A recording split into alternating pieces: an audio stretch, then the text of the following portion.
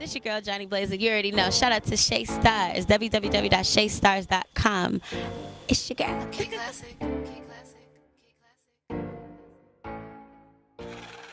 Shay Star, the hottest live radio. We in the building right now, 302. What up? You already know what it is.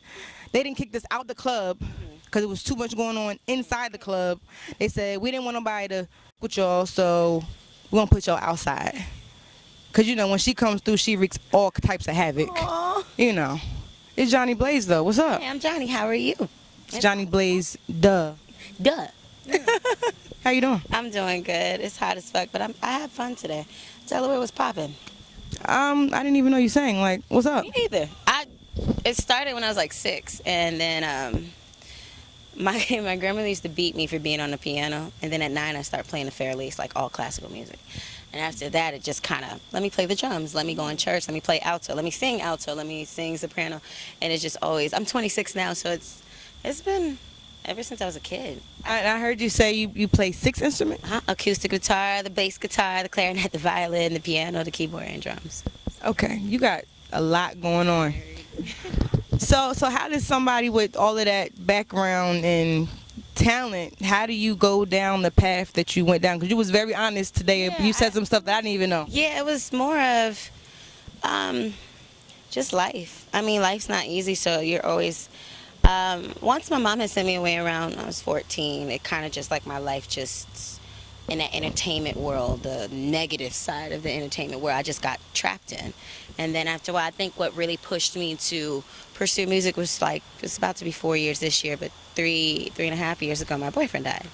And he was like the guy that they say, oh, you can't find love in the strip clubs. He found me in the strip club. We were together. You know, like it wasn't it's just a guy and a girl that's in the strip club and they just dating. No, we lived together. And he showed me, you know, who I was, like music. He would pay me. I wouldn't even take the money at times unless I really, truly needed it. He'd just be like, no, I'm paying you to go to the studio, not to go to work today. So when he died, it was more of like, do I just continue stripping or do I slowly get out of this and do music? And then I landed 2 months after that, after he died, on TV. And so after that, just kept pursuing the music. Then I met Deborah Antony. Shout out to Mom Deb, by the way. Yes, hey, Aunt Deb. What's up, Aunt Deb? You know what I'm saying? And she's broke so many acts like Nicki Minaj, Gucci, Waka, me coming up. And she's a wonderful woman and just having a great...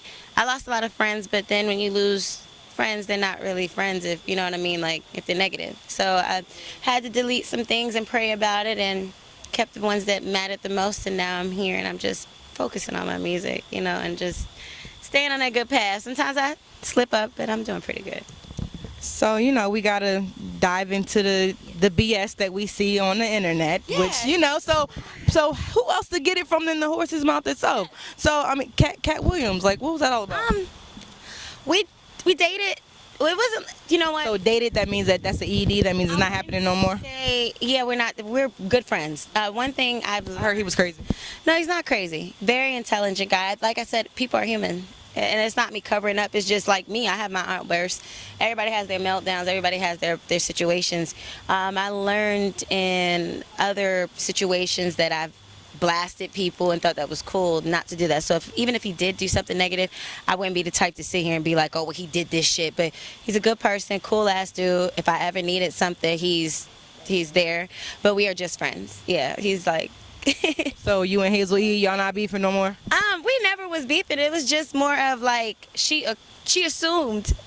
And that's what made me want to be the Gemini that I am and be like, okay, you keep assuming, you're accusing me, you coming at me, now I'm going to do it. And that's wrong, too.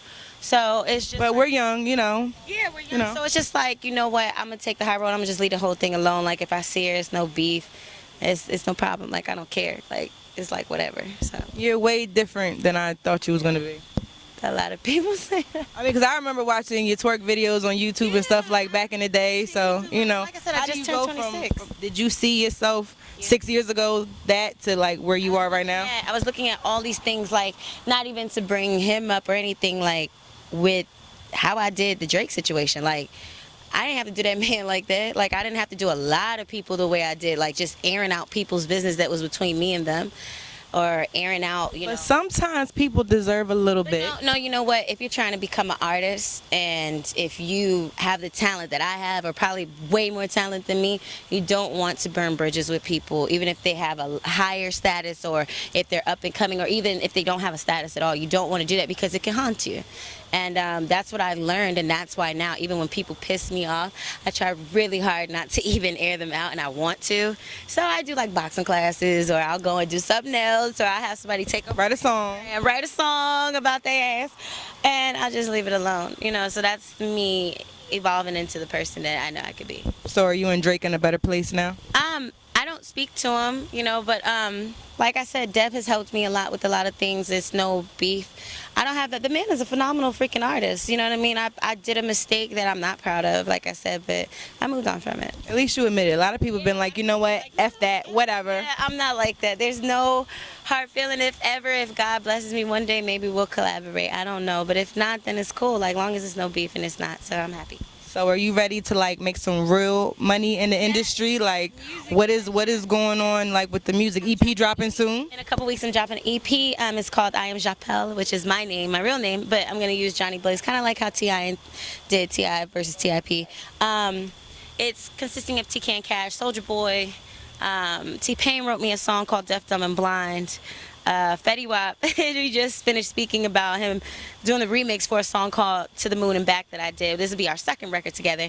I have Bro James in the works. I'm working with a guy named Danny, phenomenal artist. And it's just like, it's shocking to me because I was supposed to release June, but we decided to put everything together and take time.